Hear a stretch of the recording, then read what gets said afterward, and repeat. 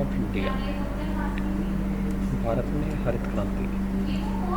भारत में जो ये प्रयोग है ये सफल रहा और हरित क्रांति के रूप में जो प्रयोग किया गया फसलों के उत्पादन में जो प्रयोग किए गए वो सफल रहे।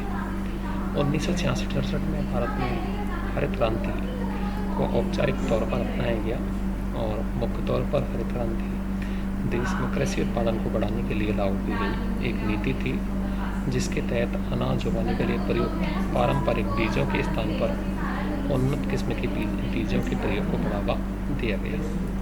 भारत में हरित क्रांति की शुरुआत वर्ष 1966-67 में हुई थी और हरित क्रांति के बाद देश में महत्वपूर्ण प्रगति हुई। भारत में हरित क्रांति की शुरुआत सन 1966-67 में प्रारंभ होने का जो श्रेय था वो श्रेय नोबेल पुरस्कार विजेता प्रोफेसर नॉर्मन बोरलॉग को जाता है, यानी कि नॉर्मन बोरलॉग के द्वारा हरित क्रांति प्रारंभ की गई। लेकिन भारत में एम.एस. स्वामीनाथन को इसका जनक माना जाता है और हरित क्रांति से अभिप्राय जो है, यानी कि हरित क्रांति का जो अर्थ है वो देश के सिंचित कृषि क्षेत्रों में अधिक उपज देने वाले संकर तथा बौने बीजों के प्रयोग से सफल उत्पादन में वृद्धि करना है। हरित क्रांति भारतीय कृषि में लागू की गई उस विकास विधि का परिणाम है जो 1960 के दशक में पारंपरिक कृषि को आधुनिक तकनीक द्वारा प्रतिस्थापित किए जाने के रूप में जो है सामने आई, क्योंकि कृषि क्षेत्र में ये तकनीक एकाएक आई और तेज़ी से इसका विकास हुआ। थोड़े समय में इतने आश्चर्यजनक परिणाम इसके सामने आए कि देश की योजनाकारी कृषि विशेषज्ञों और राजनीतिज्ञों ने इस अप्रत्याशित प्रगति को ही हरित क्रांति की संज्ञा प्रदान की।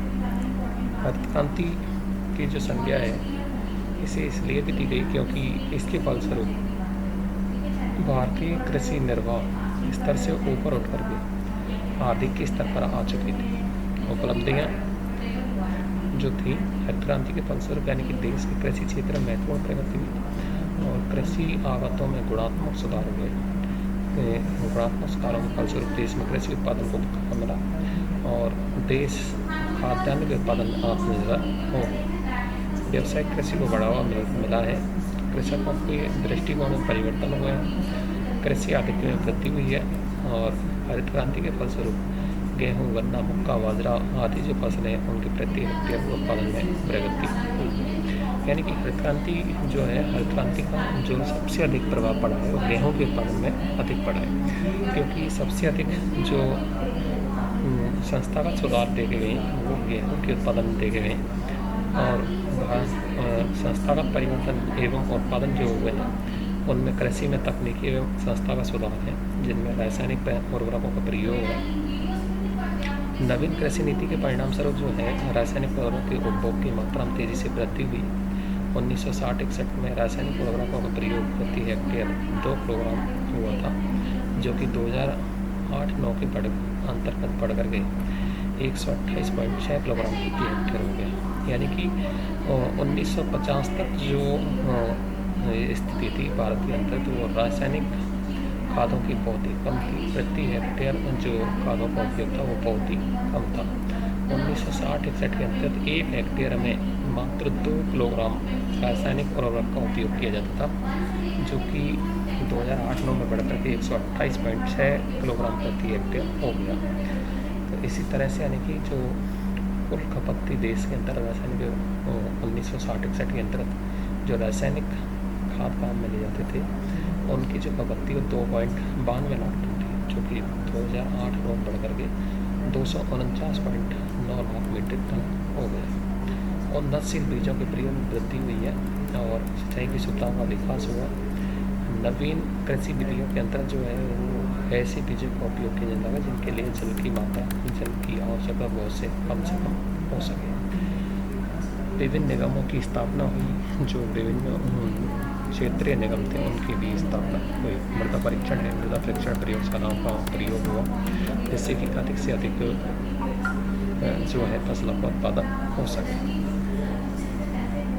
the credit of starting the Green Revolution in India 1966 to 67 novel